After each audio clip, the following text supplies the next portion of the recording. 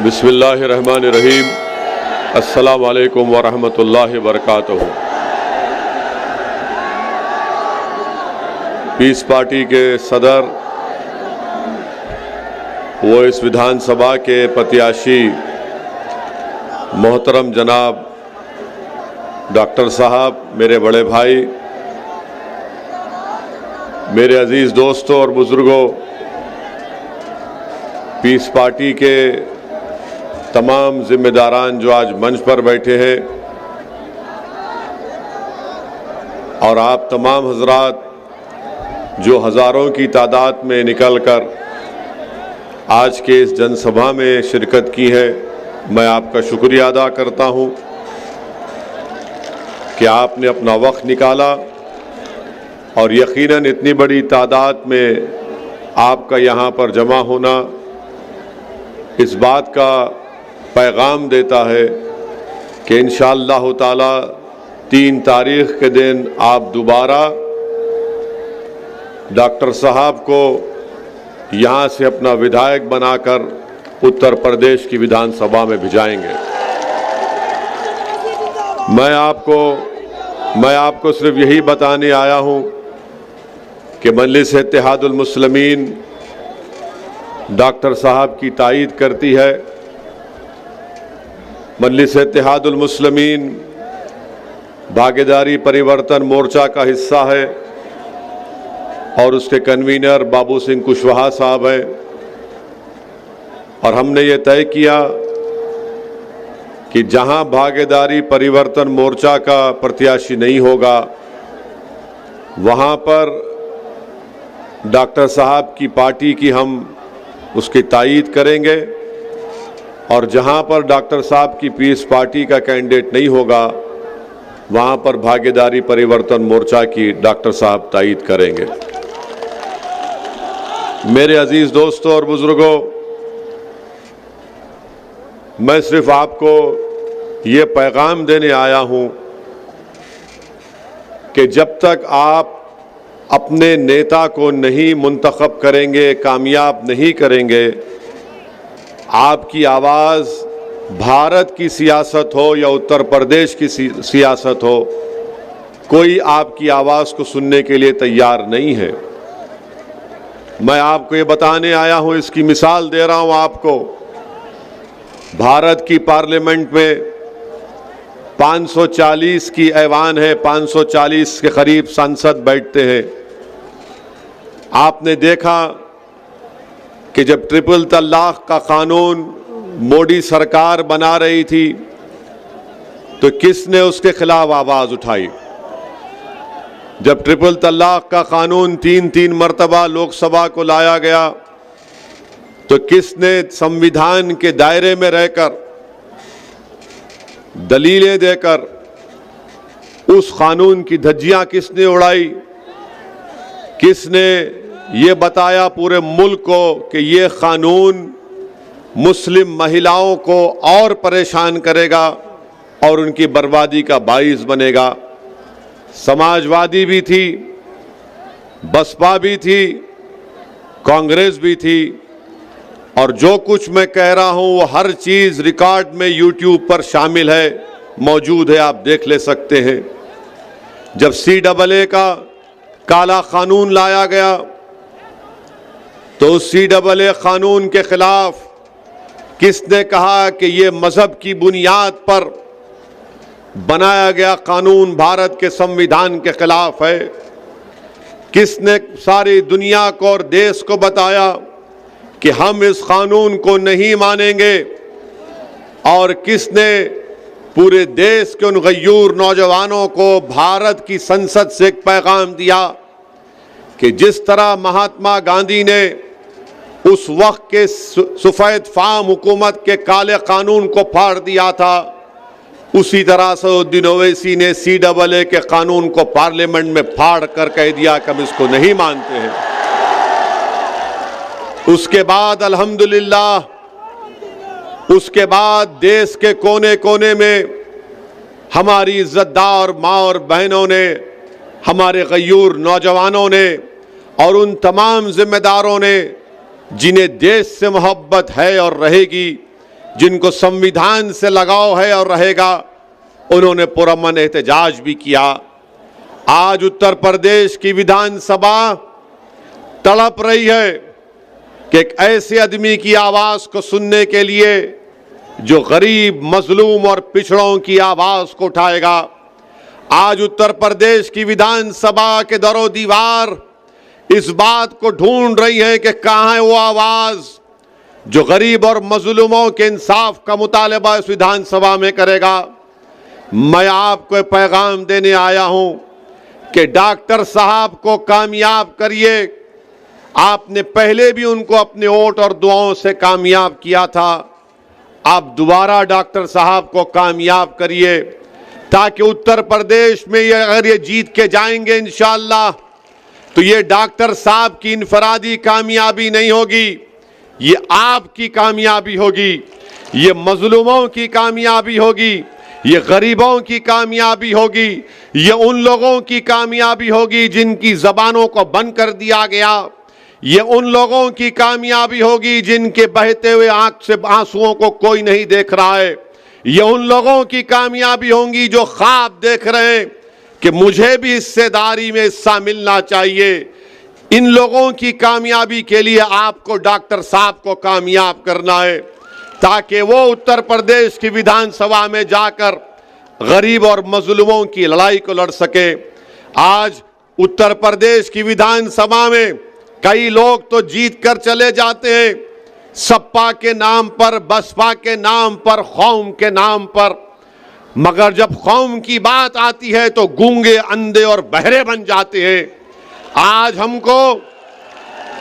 हमको गूंगे, अंधे और बहरों को वोट नहीं देना है, हमको उन लोगों को वोट देना है जो इन गूंगे, अंधे, बहरों का इलाज कर सके और डॉक्टर साहब इनका इलाज करेंगे इंशाअल्लाह ताला।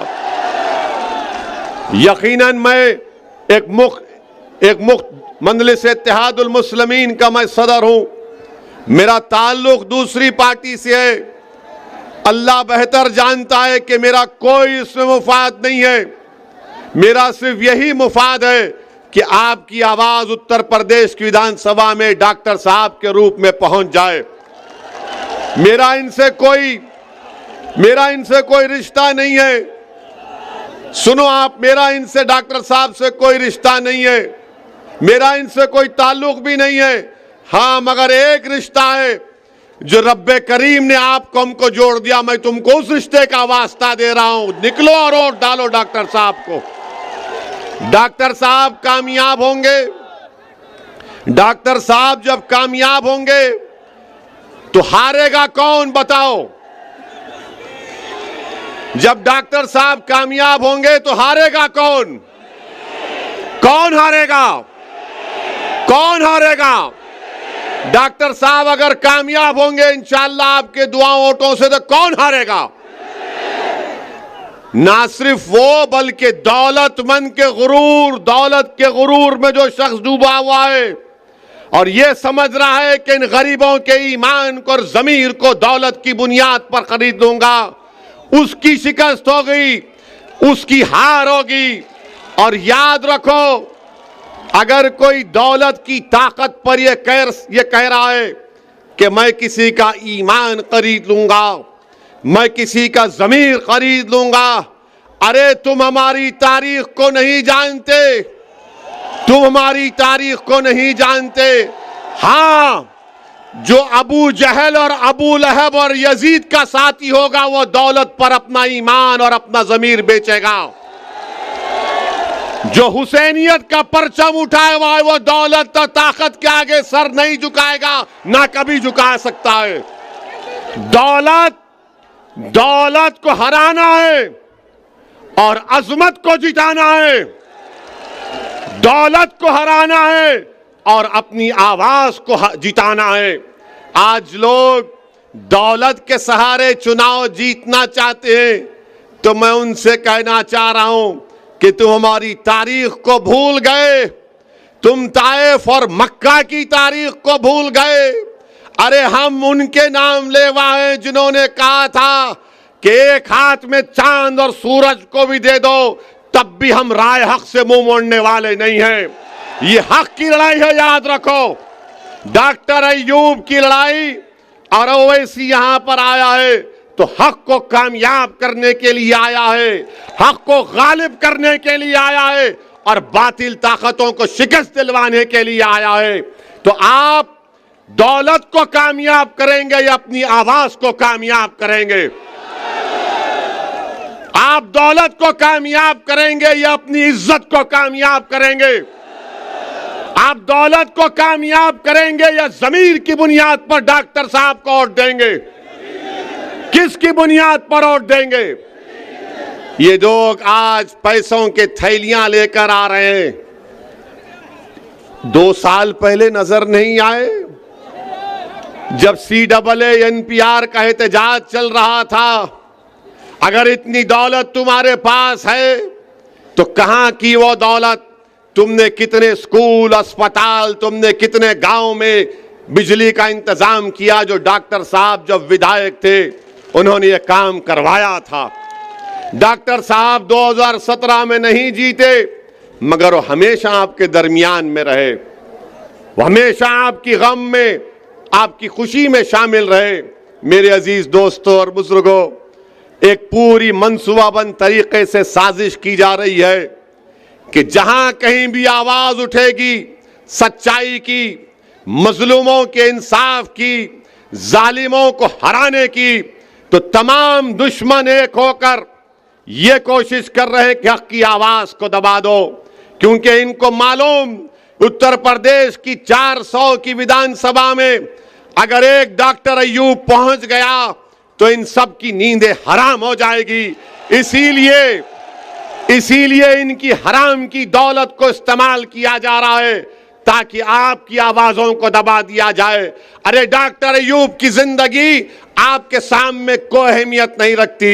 हम सब इस दुनिया में आए हैं तो जाएंगे, मगर याद रखो कौन तुम्हारे लिए लड़ेगा, कौन तुम्हारी नाइंसाफी के खिलाफ आवाज बुलंद करेगा, कौन तुम्हारी हक को जताने के लिए सारी दुनिया के सामने कहेगा उत्तर प्रदेश की विधानसभा में कि खलीलाबाद की जनता हो, पूर्वांचल की जनता हो, उत्तर प्रदेश की जनता हो, मैं इन पर जुल्म को बर्दाश्त नहीं करूंगा। बताओ कौन तुम्हारी आवाज उठाएगा? असदुद्दीन ओवैसी इसी बात को समझते हुए, महसूस करते हुए मैं आपके दरमियान में आया हूं और मैंने डॉक्टर साहब से कहा, डॉक्टर साहब अगर जिंदगी बाकी रही तो इंशाअल्लाह ताला 24 में भी हम सबकी नींद हराम करेंगे इंशाअल्लाह। तो जो दुश्मन दौलत लेकर आ रहा है प्यारे, थोड़ी बचा के रख, 24 में फिर आएंगे हम। कहीं ऐसा ना हो कि डॉक्टर की मोहब्बत में तू खुद, तेरी दौलत खत्म हो जाएगी, मगर 24 में हम आएंगे। मेरे पास भी कोई दौलत नहीं है, मेरे पास भी कुछ दौलत नहीं है। लोग बोलते हो इसी के पास क्या है? मेरे पास ईमान की दौलत है और वही मेरे लिए काफी है। मेरा ज़मीर जिंदा है, मेरा ज़मीर जिंदा है और इंशाअल्लाह जिंदा रहेगा। मुझ पर गोलियां इसलिए चलाई गई ताकि मेरी आवाज को खत्म कर दिया जाए, क्योंकि जब देख लिए कि ये ताकत से डरने वाला नहीं है, जब देख लिए कि इख्तिदार से डरने वाला नहीं है, जब देख लिए कि दौलत इसको खरीद नहीं पाएगी, तो उन्होंने सोचा कि चलो गोलियों से इसको खत्म कर देंगे। अरे तुम गोलियां जितने चलाना है चलाओ, मगर याद रखो ओवैसी इस दुनिया में उस वक्त तक रहेगा जब तक अल्लाह चाहेगा, मगर जब तक अल्लाह मुझे जिंदा रखेगा, मैं आपके दरमियान में खड़े होकर दोबारा अज़म कर रहा हूं, अहद कर रहा हूं कि जालिम गोलियां चलाएगा, कुछ भी करेगा, मगर मैं आपकी आवाज को उठाता रहूंगा, लड़ता रहूंगा। इसीलिए डॉक्टर साहब की कामयाबी में, डॉक्टर साहब की राह में, इनकी कामयाबी में कांटे बिछाए जा रहे हैं। डॉक्टर अय्यूब की कामयाबी में कांटे भिजाए जा रहे हैं। और याद रखो, मेरे सवाल का जवाब दो आप, अगर पैर में कीला चुभ जाता है या कांटा चुभ जाता है तो कौन निकालता है पैर से कांटे को? कौन निकालेगा? आपको निकालना पड़ेगा ना। अगर आपके हाथ में कांटा कीला चुभेगा तो आप क्या करेंगे? आप बोलेंगे इधरा जरा निकाल मेरा, नहीं बोलेंगे ना। डॉक्टर को बुलाना पड़ेगा ना इलाज के लिए। अगर आप ये समझेंगे नहीं वो बसपा है, वो सपा है, याद रखो ये आपने कहानी हमने बचपने में पढ़ी थी कि एक सांप के दो चेहरे होते, ये वही है ये लोग। एक था विधायक बीजेपी का, और आप जानते हैं कि शाही कला मदरसे के बारे में इन्होंने क्या किया था। बीजेपी में थे तो अखिलेश यादव ने कहा कि आजा मेरे पास एक वॉशिंग मशीन है, तुझे उसमें डालूंगा तो तू सेक्युलर हो जाएगा। वहां पर दौड़े और उनको टिकट दे दिया गया। बीजेपी ने किसी और को लाया है और बसपा ने किसी और को लाया है। याद रखो मेरी इस बात को, नुकसान हमको गैरों से ज्यादा अपनों से पहुंचा है। नुकसान हमको गैरों से ज्यादा अपनों से पहुंचा है। करबला की सरजमीन पर नवासे रसूल पर तलवार उठाने वाले कौन थे? टीपू सुल्तान से गद्दारी करने वाले कौन थे? आज फिर आ गए हैं कि डॉक्टर अय्यूब को रोका जाए। पहचानो इन गद्दारों को, पहचानो इन मुनाफिकीन को जो आपको तोड़ना चाहते हैं, जो आपकी आवाज को दबाना चाहते हैं। अगर डॉक्टर अय्यूब से किसी को शिकायत है, हो सकता है कि हक बजानिब हो। डॉक्टर अय्यूब से किसी को शिकायत है तो मैं आज हाथ जोड़कर भीख मांगता हूं, माफ कर दो डॉक्टर अय्यूब को, माफ कर दो। डॉक्टर अय्यूब की अहमियत नहीं है, हमारी जिंदगियों की अहमियत नहीं है, जनता की अहमियत है, आपकी आवाज की अहमियत है। खलीलाबाद की जनता की आवाज अगर उत्तर प्रदेश के विधानसभा में गूंजेगी तो क्या सपा वाले उठाएंगे या बसपा वाले उठाएंगे?